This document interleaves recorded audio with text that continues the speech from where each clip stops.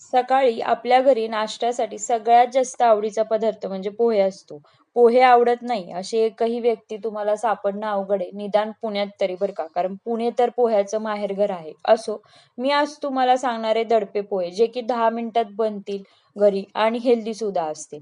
तर मी आधी काय केलं, पोहे भिजवून घेतले. त्यानंतर मग मी याच्यामध्ये अर्धी वाटी नारळाचं पाणी घातलं.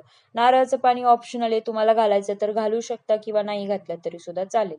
त्यानंतर यामध्ये मी फोडणी घातली, हिंग, मोहरी, कढीपत्ता आणि एक मिरचीची.